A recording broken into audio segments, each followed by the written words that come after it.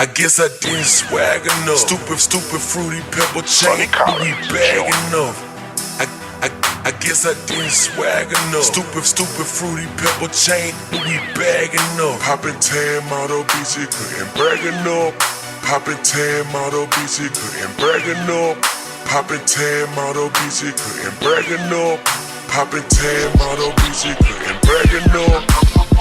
I guess I didn't swag enough. Stupid fruity pebble chain. And welcome to another edition of the Rhizone Roundtable. I am your fill-in host for just one last week and one last week only, Jim Cerro. And back with me, Oakland expert Giovanni Moceri. Giovanni, thank you so much for joining us today. Of course, I always look forward to these. And we look forward to having you. You bring a great perspective, and I'm looking forward to hearing your take on the week that was in Horizon League basketball. This week, though, I want to start out with the Robert Morris Colonials. They had a very good week. They went 2-0. They started the week with a major win on national television at home against the Wright State Raiders. They got a 72-66 victory over the Raiders and really kind of turned things around for themselves. What jumps off the page, if anything, to you about Robert Morris this week? I mean, anytime anybody beats Wright State, it almost feels like it's worth more than just one win, although it is only counted as one in the standings. But you take a game off the top dog in the league, Wright State, who has been and still is a top dog in the league, that is huge. And especially the way they did it, where they were up by 13 at halftime. Like, it wasn't just they just barely got away with it. They stole one. You cannot say that Robert Morris stole this from Wright State. They took control, both hands on the wheel. A 13-point lead was enough to kind of hold on to it. Even though they were outscored in the second half, it was just not enough from Wright State to defeat them. And you look at, I mean, it's been a good week for both these players, but Ryan Prather and Deshaun Good for Robert Morris, they've had a fantastic week. They've shot super well from three. Deshaun Good was 2 of 3. Prather was 3 of 6 from deep. And that was the huge advantage in this game over Wright State, was the three-point shooting. Neither of them, they both shot 20 each, so it wasn't a super high volume, but 9 of 20 for Robert Morris was 45%, and that proved to be a huge difference in this game and on an off shooting night for Wright State. So this is just huge for Robert Morris, who is starting to try and separate themselves from that kind of logjam in the middle of the league. Yeah, when you shoot 48% from the field, 45% from deep, you're going to win games. And they didn't do that well from the free throw line. They were only 58%, but they were only they only had 7 of 12 attempts, or went 7 of 12. And so they didn't get penalized by going to the line 25 times and shooting 58%. They weren't there very much because they were so effective everywhere else. I wrote down in my review of this game, they actually got out rebounded, if I have my stats correct, and that floors me. Because of how good they've been at rebounding and that their calling card is on the glass. And even in a game where they didn't, crush it on the glass, they still won a major game. And then they 44-37, the rebounding. Yeah, Wright State got a pretty good handle of it. And Michael Imaribe, who's we'll talk about him in a little bit too. He's had a great week too. A 16-point double-double with 13 rebounds. They did kind of control the glass, but still it was, even with that, it wasn't enough for Wright State to get it done. So yeah, I was surprised when I saw that too. Yeah. And then you have to give Robert Morris credit because then they played a regional rivalry game on the road against Youngstown State. And I've now just realized that if the score of the game is going to be 72-66, it's going to be a Colonial win because they won both their games 72-66 this week. And how about that? Yeah, that's a little bit of an ironic thing. So that's probably their new strategy is how do we get to 72 and hold the other team to 66? If we do that, we're 2-0 on the season. So I'm sure it's on Andy Toole's clipboard. Yeah, number one, he's probably thinking, I spent all this time watching all this film, and the key is all we got to do is get to 72 and win by 6. That's it. Nothing else matters. Anyway, but more serious note, they came, they followed it up against Youngstown and shot the ball well overall from the field, 47%. Another interesting thing, though, that they didn't shoot very many free throws in this game either. They were only 6 of 7 against Youngstown State. So, they're doing it in other ways. But did anything stand out to you about their win over the Penguins?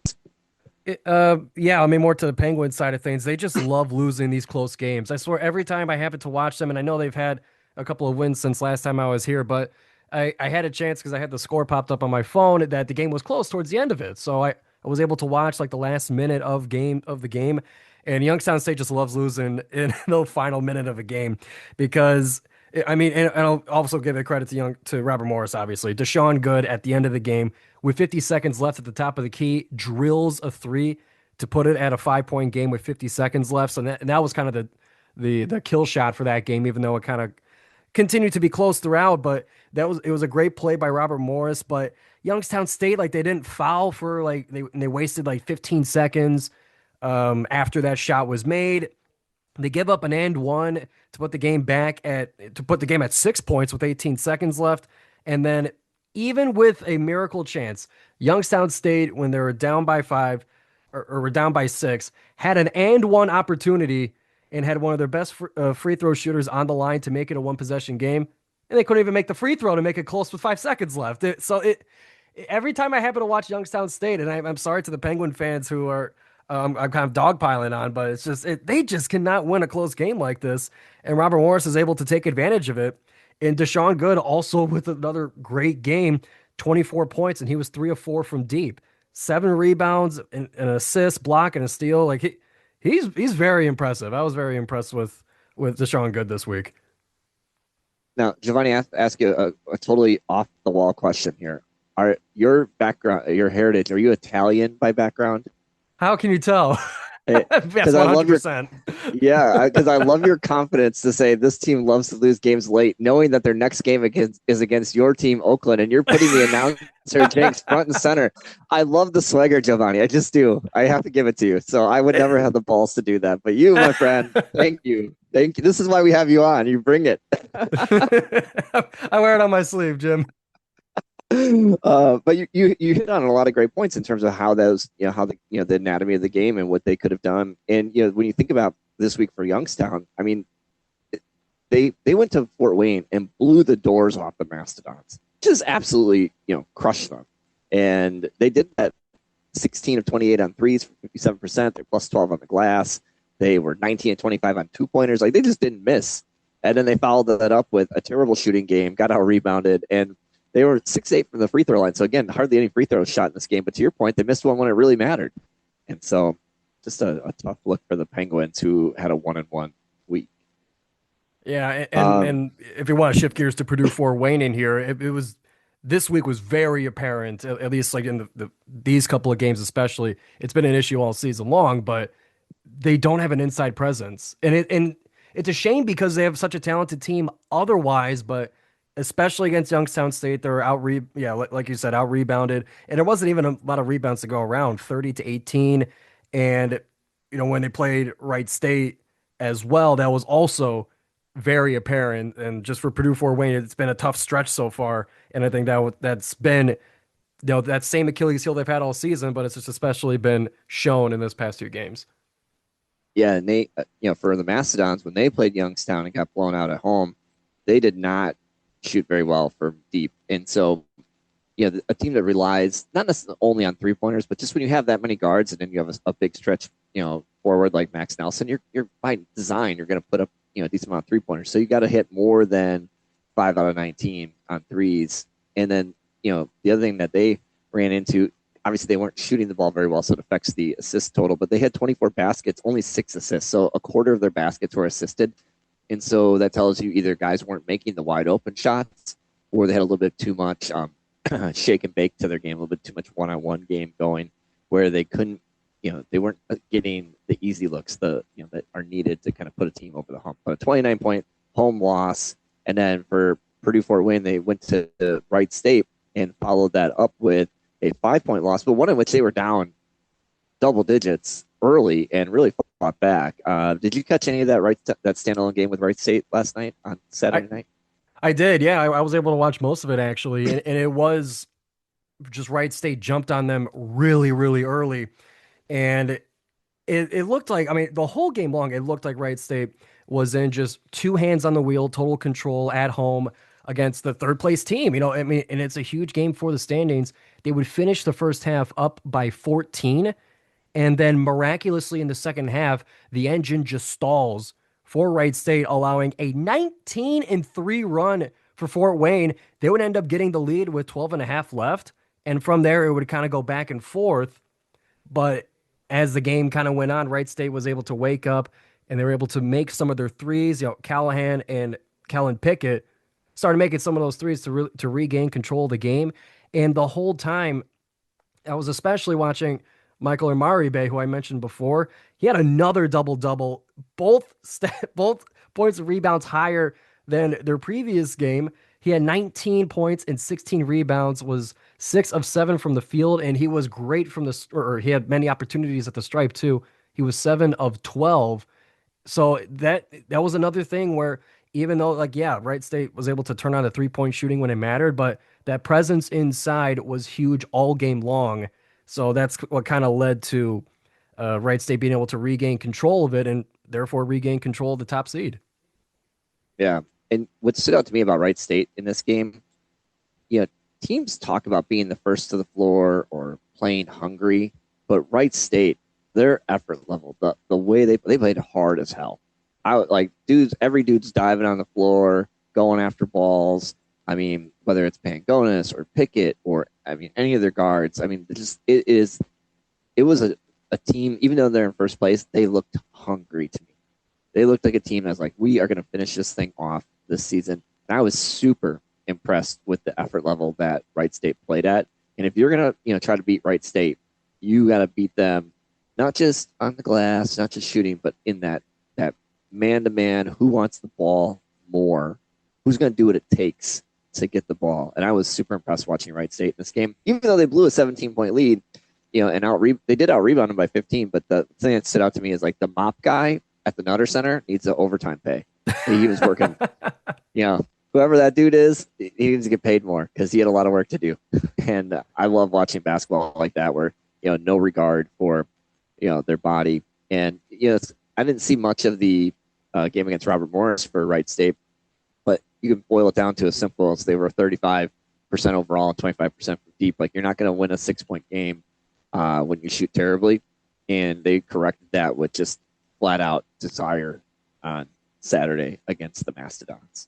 Yeah, definitely. And especially the mentality of still being able to, you were up by 17, you were up by a ton. And then you had that huge swing, a 19-3 run when Wright State's making all the mistakes to make it happen, to still have the fortitude and the mentality to come back from that and to not give up, especially on your home court. Because sometimes if that happens on your home court, there's kind of that sense of embarrassment that could potentially, erode your confidence for the rest of the game. But they were able to stand on 2 feet and say, this is not happening in our house. So that's also part of that hunger too, where they won't give up. Even if you do punch back with a haymaker, they'll hit you right back too. Yeah. You make a really great point about that. Momentum is a serious thing in sports. The mindset and the toughness that it takes as an athlete to overcome a negative, and it would be easy to fold. I've watched plenty of sports where I've seen a team fold. I've seen, you can see it in the look on individual players' eyes when things aren't going right. I'm like, oh, dang, here we go again. Mm-hmm. Here we go again. It becomes the palms are up instead of the heads are up. And, guys start looking around what the heck? And for them to hold on in a game where, quite frankly, Fort Wayne, 16 fast break points to 4. Fort Wayne, when they got going, really got going with their style and with their guards getting downhill, and Mikhail Stevenson was really dynamic in this game. It would have been easy to let it slip, but they rallied the troops and got a win that they needed to keep one game of separation at the top of the standings in the Horizon League. Yeah, it's important to remember that these are humans playing the game, so that's where I see the momentum always take effect. It's human beings playing the game, so yeah, sometimes that could affect teams, but yeah, it's impressive to see it not be that effective to them. Well, Giovanni, they get paid now. They're not humans anymore. They're excuse me. That was me 6 years ago. Well, it's my bad. Yeah. Sorry. Sorry. Let me, old guy on a ledge right there. Sorry about that. No, I'm just kidding. I totally with you. These are humans, and at that, they're young men. And if you watch Horizon League women's basketball, which is also excellent, young women. And so, learning to deal with adversity is part of the growth of humans. And so they just, I love seeing them overcome adversity. Now, with that said, There's a little more adversity in the league I wanted to talk about this week when the Golden Grizzlies of Oakland had their one game and had literally the building changed on them the day of. And Cleveland State, they were supposed to play at the Wolstein Center. Apparently the heat was out, and that affected the heat of the Golden Grizzlies three-point shooting for sure. But what else stood out to you in that loss this week to Cleveland State? They lost 78-91. Yeah, so well, first of all, I just find it funny how even earlier in the season, the arena had its own heating issues. So it's not the first time Oakland's ran into it this season. It's just the first time it's happened on the road. But this one was, it looked like a typical Oakland game. It looked like the last one that we played against Cleveland State, where Oakland had a ton of control, inside presence, and this was hopefully, we don't know for sure. Hopefully, it's the last game without Isaac Garrett. So Oakland was already kind of shorthanded at the end of a tough week. They played 3 games really close to each other, but still were able to kind of control the game. Baru had a great game. He would finish with 22 points, 4 rebounds, 2 assists. He was 10 of 15 from the floor, so very efficient. And Brody Robinson got going as well. So, but it looked like in the first half it was going to be a normal Oakland game. We're going to win this one on the road. And, not knowing how the Wright State game was going, it could have been a chance for Oakland to jump into first place and finally get out of that half game down that they've had all season. Except in the second half, that's when all the three-pointers started to land for Cleveland State. They shot 20 of them in the first half and only made 5. So Oakland's three-point defense kind of doing its standard thing, holding teams at around 30% from deep. Not in the second half. They made 12 of 20 from deep in the second half, and that kind of firepower. Neil Rule on the broadcast all game long described it as a blitzkrieg. Like, it was an unstoppable reign of terror from deep for Cleveland State, and Oakland does not have the firepower to be able to keep up with that. When we lost Nassim Mashore earlier in the season, that was taking away some of the three-point shooting, and really after that, you only have Brody Robinson and Brett White as three-point threats.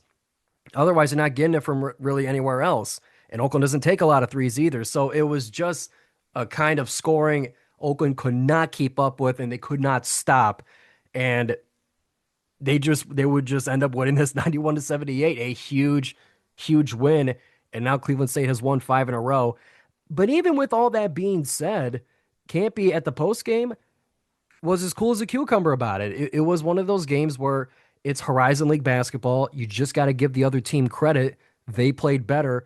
He didn't think Oakland played terribly, but it's just an unstoppable force of three-point shooting that really put them over the edge. Well, and that's where you see the experience from Coach Campy. I mean, he's no spring chicken, and he's been at this for 4 decades or longer. But it wasn't that long ago that he would have gone scorched earth after a loss of this nature. And he's really kind of like figured out how to get back to being a player's coach while still, being demanding. It's the saying about you can be demanding without being demeaning. And he's really good at being demanding without putting the guys down and breaking the confidence. And it's really important that he does that because they played with a 7-man rotation. Hopefully they get Garrett back because, this game they got out-rebounded by 6 to Cleveland State. Isaac Garrett alone probably gets 6 rebounds, in a game of this nature. So I feel like that's a really strong sign for Coach Campy that he knows what he has. Like when they're at full strength, he knows what they have. And not to say that games aren't important, but they're pretty much locked into a home court game in the Horizon League tournament, just based on, they're 3 games ahead of everyone else with 6 games to play. I mean, they would have to go on an epic meltdown and somebody else would have to catch a major heater to, unseat them from a home court game. So I like the experience and the maturity of Coach Campy to say, hey, that was a game that we don't want to, rewatch. We'll learn from it, but move on to the next one. So I think that's. And it just so happens to come at the same time that Wright State also loses a game. Like, for whatever reason, we are just in sync with when we take our few losses. Well, I mean, if you think about it, on that night, Fort Wayne lost to Youngstown State, Wright State loses, and Oakland loses. That's the top 3 teams. And Green Bay, who had been playing terribly, goes on the road to Northern Kentucky and gets a win. And so it's a major game in the standings, that way, where the top of the league, struggled and, opened up some opportunity. Yeah, when I look at Cleveland State, though, 17 of 40 on 3, I think it's super impressive, though. 22 assists on 30 made baskets. Like, when they're rolling, they do such a good job of putting pressure on you, and then they've got the court space with multiple shooters. And so if you stop, if you try to stop any of the actions that they run for Trey Beard, then he's going to find the open shooter, or they're going to hit, Diane Nessa in the paint. He's going to finish in the lane. It's it isn't complicated what they're doing, but it doesn't have to be when you have offensive players the way that they do. They just literally, Cleveland State, they need to figure out their defense, because until they do that, they're going to have a hard time sustaining the success that they have on offense, because they're, you look at this week, they give 80 points or 78 points. Now, granted, they won, but 78 is a lot of points to give up. They lost this week, to IU Indy. They give 82 points. Like, they got to lock in on the defensive end here if they want to really finish out their season strong. But when I look at Cleveland State, did you catch anything from them in the IU Indy game? Not so much live, but I had to catch my eyeballs out of my brain when they popped out to see the huge lead that IU Indy jumped on them with early, because it was beyond the first media timeout and get almost close to the second media timeout at about 12 minutes in the first half. Cleveland State scored 4 points, and I'm just astounded. Like, not even just because it's against IU Indy, last place team, whatever.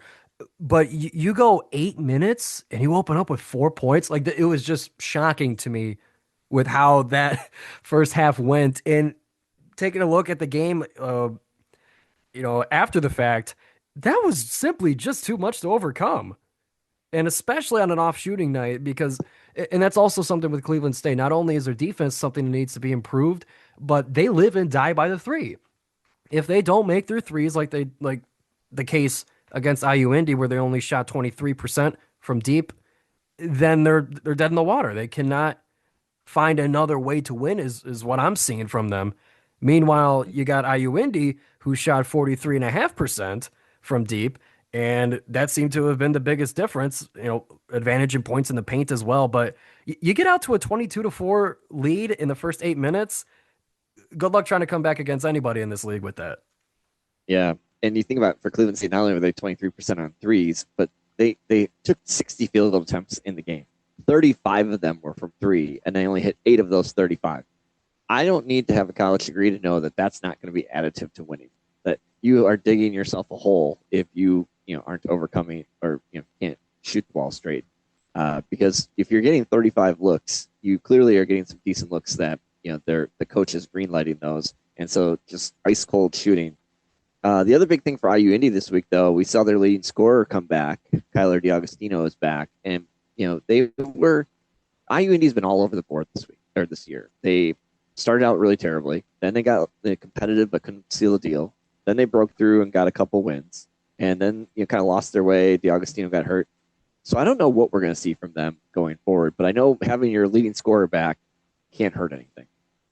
Yeah, and he comes back with 16 points, 6 assists, 4 steals, is 7 of 12 from the field. I mean, like, it's a welcome return for at the time. Like, I haven't checked the stats as of recently, but I know him and Corey Hadnot of Purdue Fort Wayne, they were like top 25 in the nation in scoring. So, I mean, that is a huge piece to be able to come back from IU Indy. And I feel like, just based on like the few wins that they've had, and kind of like like when they do get a win, like something crazy happens, it feels like, then that's just an example of how dangerous the Horizon League is, especially when you get to tournament time, because like it's cliche to say it, and I think we've already said it, but you can't take a day off in the league. You cannot sleep on any team. And, maybe that wasn't the case a couple of years ago with them, and Detroit were like worse than NCAA, but at least for this season, especially, you cannot rest against anybody. So whoever faces them in the opening round, whether they win the play-in game and play the top seed, that's still a dangerous game. And whether it's just their only win in the tournament, it's still dangerous. And IU Indy is just a great example of how competitive the league is, I feel. Yeah, the bottom of the league, the metrics don't show it because there's still a couple teams, in Cleveland's. I don't know, Cleveland State's not anymore, but IU Indy's still sub 300 in most, advanced metrics. But you just look at the competitiveness. That's a more competitive bottom team than when we saw Detroit go with like a 1-win season. Last year, Green Bay had a 4-win season. And some of these teams, when they've played, they're getting blown out every time. IU Indy is definitely not that. And IU Indy, in their 3 wins, has, they beat a red hot Cleveland State team. They beat Um, who else did they beat? They beat Wright State. Oh, I can't remember. They beat Oakland. They beat Oakland. That's what I meant. Yep, I knew they beat one of the top two teams. And so like they've got some impressive wins that make you know have to pay attention to them. And you make a good point about the Horizon League tournament and not wanting to play them. But I want to make another point about the Horizon League tournament. Tickets are going to be on sale. If you're listening to this, tickets are probably already on sale. They're supposed to go on sale on Monday at 10 a.m. Eastern time. And please join, us at the Horizon League tournament in Indianapolis. It's an awesome experience. I highly recommend it for any fan of this league. It's just a great way to see all the teams up close and meet a bunch of the people that you either like or dislike that you see posting on social media and other places. It's a really cool opportunity. So join, join all the fans of the league at the Horizon League tournament. And also, if you're, supporting the league, support Horizon Roundtable on Patreon. Please become a Patreon. Supports all the hard work of all the writers that we have who are covering this league and providing great insight around the league. I wanted to shift my attention to the Green Bay Phoenix. They had a massive week. They had been struggling. They had lost 4 of the previous 5 games and didn't look particularly good at times doing it. And then they come back. They played Northern Kentucky on the road and Detroit Mercy at home, and they get a pair of victories against those teams. For my money, this week's Horizon League Player of the Week is going to be C.J. O'Hara.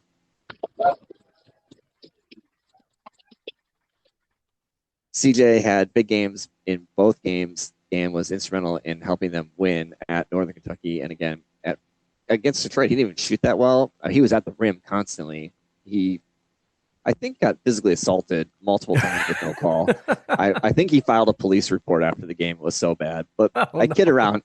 I kid around just because, he was in today's modern basketball. It's really hard for me, the officiating, because like guys who are attacking the rim the way a CJ O'Hara does, like the rules are in favor of the offensive player. And yet when they're not getting calls, you're like, how is that possible? Like every rule in the rule book favors the offensive player, and dude's going in there getting body contact left and right with no calls. So, but he had a big week. But when I think about this week, they were at Northern Kentucky and they were rolling. They were up double digits. And Green Bay had an issue with turnovers, 17 turnovers in that game, although they had none in overtime when it mattered. And Green Bay had to pull 2 massive three-pointers out at the end of regulation. CJ O'Hara, the aforementioned player of the week in my heart and mind, he went to the free throw line and made 1 of 2.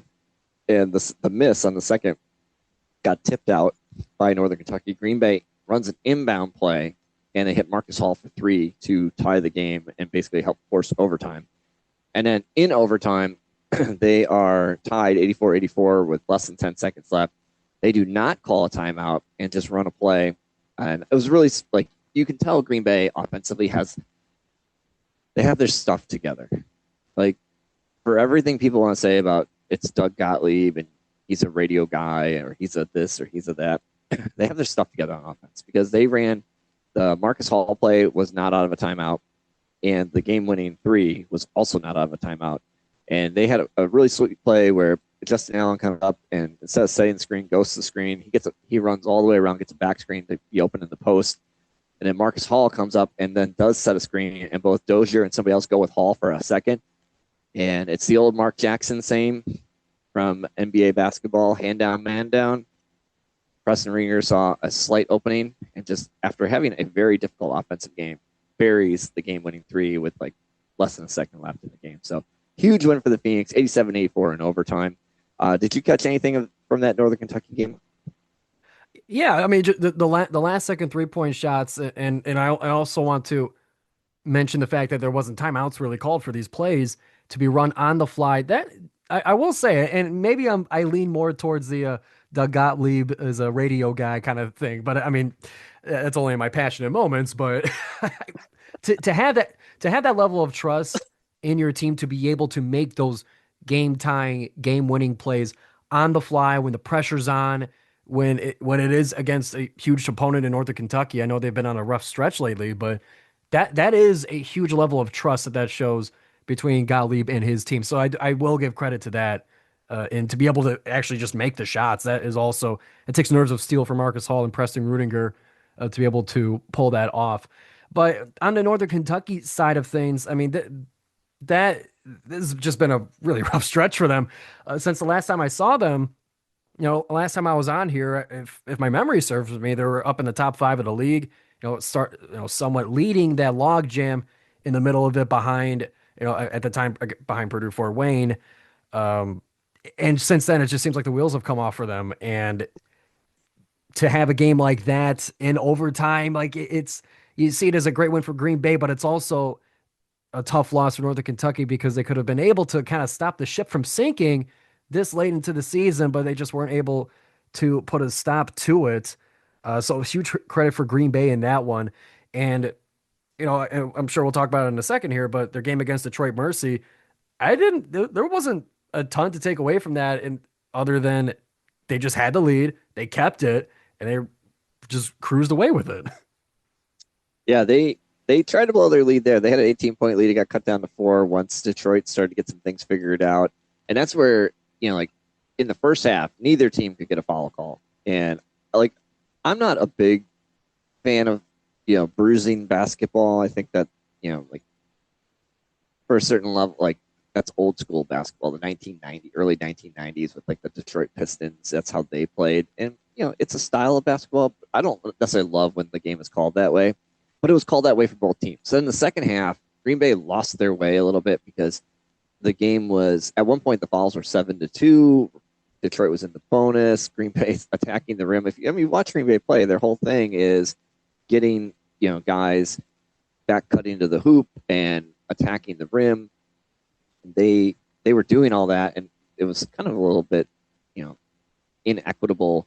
But once Green Bay kind of settled down, they were able to pull back out to a double-digit lead. Green Bay made their last 18 free throws in a row. They were 20 of 23. They started the game 2 of 5 from the free throw line and finished 20 of 23 from the free throw line. So they just made every free throw that was needed. And again, talking about play calls, and there was a point Green Bay was sidelined late in the second half. Green Bay was inbounding from the sideline in front of their bench. Pretty mega moment in the game, late in the shot clock. I think it was less than 3 seconds, maybe less than 5 seconds on the clock.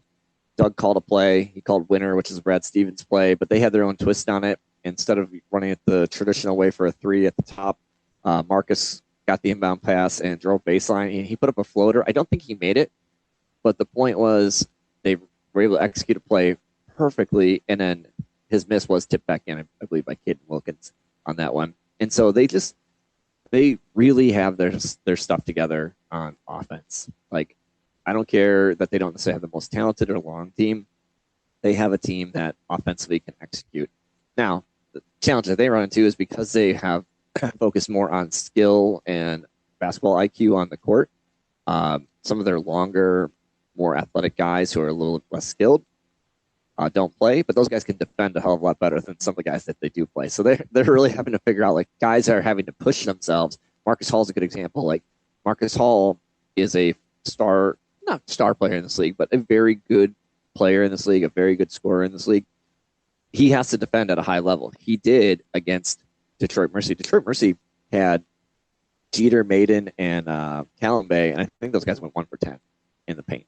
So, with a huge size advantage. And that part of that was Marcus Hall, part of that was other guys, Bukasan, and a couple other guys played. But Marcus was the one I saw actually, playing at a higher level defensively than he had been. So that's what I took away from that win over Detroit Mercy. Speaking of Detroit Mercy, they did get a win this week. They beat Milwaukee, and I think that it's appropriate. They beat Milwaukee 76-63, and Green Bay took a page out of the Andy Toole handbook and just beat them 76-60, beat Detroit 2 days later, 76-63. But Detroit got that win in Milwaukee. What did you see from the Titans in that one? I saw just they percentage-wise shot a beautiful game, and I will also bring this up in the sense of the Green Bay game, but I love TJ Nadeau, man. He is like the local kid recruited to, he was one of the first recruits to Mark Montgomery's program, played a lot in his freshman season, and he's really blossomed into a star player in this league. Always at the top of the stat sheet. In this game against Milwaukee, 18 points. He was 7 of 11 from the floor. Not a ton outside of that. A couple rebounds, an assist, a block. In the Green Bay game, it was pretty much, he had 20 points and he was 4 of 5 from deep, and not much else in the stat sheet from there. But TJ Nadeau offensively is a monster, and I love to see that, especially because he's from Dearborn, and that's not too far from where I'm at. So the local recruit storyline is something I always love to see, especially at this level.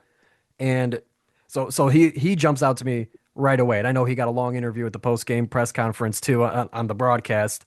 So just a big shout out to him. And Orlando Lovejoy getting his. He had 16 points, 4 rebounds, an assist, a steal. His stat sheet's always all over the place. For that. But Yeah. even with all of that, like very few 3-point attempts. They only shot the ball from deep 12 times, six times in each half. So that's also kind of stood out to me Well, for Detroit they Mercy. pounded the Panthers in the paint 46-36, beat them on fast break points 14-8. You don't need to shoot a lot of threes when you're getting, when you're plus 16 in those two categories. So you can keep the rock, keep working the rock a little bit more. You don't have to settle for threes against the Panthers in that regard.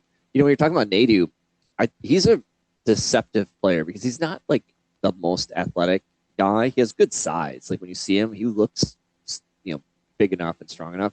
But where he's really good at playing within himself, like playing 1 or 2 dribble maximum. If he doesn't have something, he doesn't really force it. Where some players will, they'll keep playing with their food a little bit, keep working, those pound the ball into oblivion. TJ Nadeau doesn't strike me as that kind of player. Like he catches and shoots. He does 1 or 2 dribbles, and if he doesn't have it, he's moving, and then he's moving the ball, and then he's moving. And I really appreciate that about him because that helps to overcome, like, he's not the most athletic guy out there by any means, but he overcomes that with, high basketball IQ. So he's a really, really tough player in this league.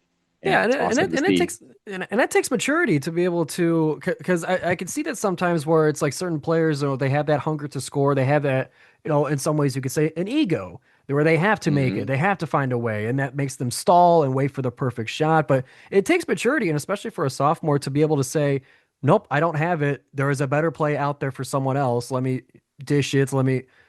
We'll find a better chance elsewhere. Like that's playing like more of a team style of it. And even with that mentality, he still scores 18. He still scores 20. He's still able to get things done like that. So I do also really appreciate that about his game.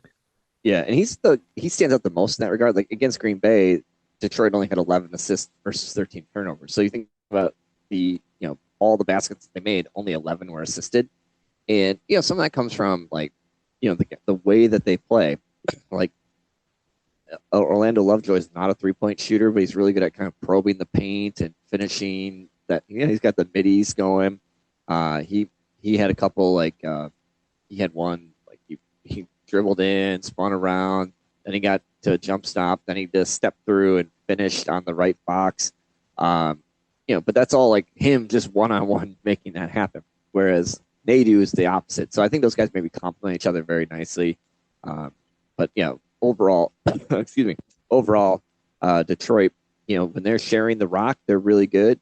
And when they're playing a little bit more individually, it's not the best brand of basketball to watch.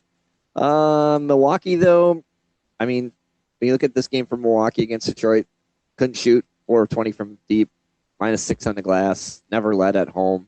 I mean, that's definitely one that they're not going to want to relive and think about anytime soon. And then they followed it up. They went to Northern Kentucky and had a spirited game, shot way better, but unfortunately just didn't have the horses. They have the spirit, but they didn't have the horses to get a victory against a short-handed Norse team that had no Cale Robinson again, but shot much better. Dan Goretzka righted the ship. When Dan played at home, Dan's from the Milwaukee area. When he played in Milwaukee, he made his first 3 and then missed his next 12. He was 5 of 10 from deep in the game against the Panthers this weekend to give a 67-62 victory over the Norse. But I don't want to spend a whole lot of time on those games. When I look at things where it stands today, we've got Wright State, first place in the league, 11-3, Oakland 10-4, Green Bay 9-6. We've got Fort Wayne 8-6 and Robert Morris 8-7. And of those teams, Robert Morris and Green Bay are on 2-game winning streaks. So, and Green Bay gets the team that they need in terms of they're going to play Fort Wayne on Tuesday on national TV. You got to be careful. You don't want to call your shot or anything. unless you're Italian and brazen, and I'm not. No, I'm just teasing. But like that's it's a very well timed game for both teams because Green Bay now has a half game lead in the standings over the Mastodons. They're going to play at home, and they've only got 5 games left. Like they're getting the team that they need at the right time. So kind of an interesting, and then we got a huge crush of teams. If you look at from Detroit in 6th place at 7-7, all the way to Milwaukee in 10th place at 5-10, it's a blanket over everybody. So there's really no clarity. And even when you start getting some clarity, like Cleveland State goes on a little heater, and then they go to IU Indy and lose. So we really don't know. And Youngstown State was nowhere. They go on the Fort Wayne and just absolutely kick butt and take names, and then followed up with a loss at home to Robert Morris. So it's really hard to know where this thing's going to shake out, but it's going to be really exciting to see it, play out over the last 5 or 6 games, depending on what your team has left. Any other last second things that you'd like to, call out, Giovanni? Yeah, I mean, for Robert Morris, I would say in the standings, I mean, I'll back up and say this: just Milwaukee dropping down to the 10th place spot. For the 10th place team to have 5 wins with 5 to go, I mean, like that's a little bit crazy to me. My eyes haven't been used to seeing that throughout the standings this year. But over to Robert Morris, let's remember, let's kind of put the context back into it. Robert Morris is the reigning conference champion. So late in the season, you have one of the most experienced coaches in the league, and Andy Toole, who dresses one of the one of the best styles in the league from a fashion standpoint. I want that to kind of play into the context of Robert Morris here, because watch out, and they got some fantastic players on that team who are making a huge difference in it. So watch out for them in the standings, especially when it comes to that 3rd or 4th place spot in the league. But that's someone who I got my eye on as far as that kind of log jam in the middle of the league. So call him a shot there. Yeah, that's a great point, because they have some pieces, they have the resources, they haven't had a great season, but they have battled. Where Youngstown has been very inconsistent. I referred to them on the preview episode as a little Jekyll and Hyde. Robert Morris, and I think that speaks to Coach Toole, who, in addition to his fashion sense, is very tough nose. Like you can see him on the sideline, you can hear him during the games, you see his demeanor. Like he doesn't accept anything less than excellence. And they're starting to round into form here as we head the home stretch. I mean, they're only a game back out of 3rd place in this league. And looking ahead for the week, Robert Morris is playing at Cleveland State, and then they have a home game against Oakland. So they've got who they need on the schedule to shake and bake a little bit here down the stretch. But yeah, it's going to be exciting. I look forward to seeing how this week is going to play out for the Horizon League. Last week was excellent. We had teams make moves. We had teams make moves in the wrong direction, but we had an exciting week. And so, Giovanni, thank you so much for joining. I believe our friend Bob McDonald is going to be back next week. He's going to be hosting solo, as I will be going to the Green Bay versus Milwaukee game, and then shortly thereafter be going out of town with my friends on a little golf trip to somewhere warm. And so I will not be joining Bob on his triumphant return to the Horizon Roundtable next week. But I do appreciate I believe you were with us for 3 episodes? That's right. This is the 3rd. You did an awesome job. I actually was a little slightly intimidated because my highly paid co-hosting job here at the Horizon Roundtable. I was worried that it was under threat when you joined us, but I have the assurances from Bob that he'll let me finish out this season before replacing me. So that's good. And all kidding aside, thank you so much for bringing your passion and your knowledge of Horizon League basketball to us for these last 3 weeks, and really appreciate everything that you did while Bob was away. So thank you, Giovanni. Yeah, and thank you guys for having me. Being able to kind of branch out from just the Oakland side of things, where I mainly cover. This has been a ton of fun. I really appreciate Jim. You've been steering the ship for me very well and made these podcasts a ton of fun to do. So I really appreciate you guys, and for Horizon for allowing me to kind of spread my wings on the podcast here. And I'll say it before you say it, please go and support the Horizon Roundtable, whether it's Patreon, whether it's donations, because there are very few outlets that cover the Horizon League with as much passion and as much attention as the Horizon Roundtable. So for all of you listening, make sure to support these guys. They do great work. Thank you for that call out. And thanks everyone for listening. That has been this week's episode of the Rhizome Roundtable.